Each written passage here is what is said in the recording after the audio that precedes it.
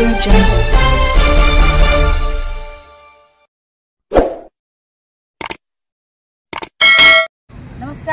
मी संजीवनीताई बारंगुळे, प्रहार संघटनेच्या सोलापूर जिल्हाध्यक्ष। आज आम्ही कलेक्टर साहेबांना निवेदन दिलेलं आहे। त्याचा विषय असा आहे, गेल्या 3 ते 4 महिन्यापासून आमच्या बार्शी तालुक्यामध्ये वाघ आणि बिबट्यानी खूप मोठं थैमान माजवलेलं आहे आणि वाघ आणि बिबट्या माणसावरती हल्ला केल्याच्या आय दिवसाला बातम्या आहेत, जनावरांवरती, पाळीव प्राण्यावरती हल्ला केलेल्या आय दिवसाला बातम्या आहेत। एका शेतकऱ्याच्या 5-5 जनावरांवरती त्यांनी हल्ला केलेला आहे आणि जे जनावरे मेलेली आहेत, ज्याच्यावर हल्ला केलेला आहे वाघ बिबट्यानी, ते शेतकरी आणि जे काही माझे बांधव आहेत त्यांनी जोड व्यवसाय म्हणून सांभाळलेले जनावरे आहेत, दुग्ध व्यवसायासाठी सांभाळलेली जनावरे आहेत। तर त्यांच्यावर हल्ला करून जे काही शेतकरी बांधवाचं नुकसान होतंय, तर त्याची नुकसान भरपाई माझ्या शेतकरी बांधवाला मिळत नाही। याचं कारण असं आहे की जे पाळीव प्राणी जनावरे आहेत, दुग्धजन्य जनावरे पण आहेत, त्यांचा विमा उतरून घेतला जात नाही। गेली कित्येक वर्षापासून जनावरांचा विमा उतरला नाही।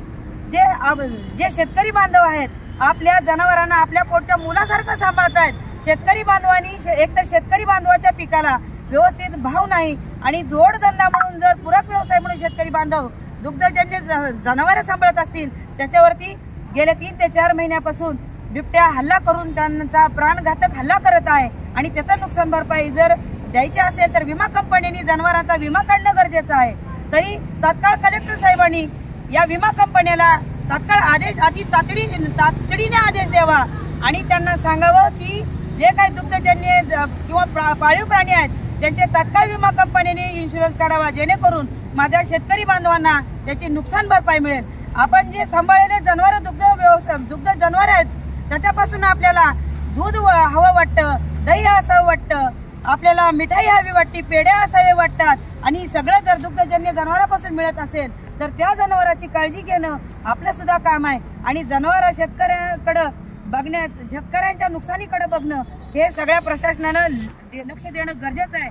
परंतु तसं न होता त्या प्रशासनाने आमच्या शेतकरी बांधवाकडे जे दुग्धजन्य जनावरं सांभाळतात त्यांच्याकडे दुर्लक्ष केल्याचं दिसून आलेलं आहे।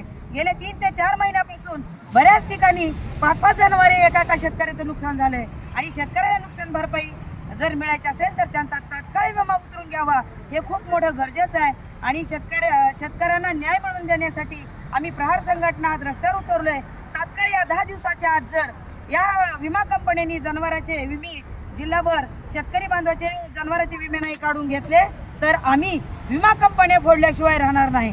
जय हिंद, जय महाराष्ट्र, जय प्रहार।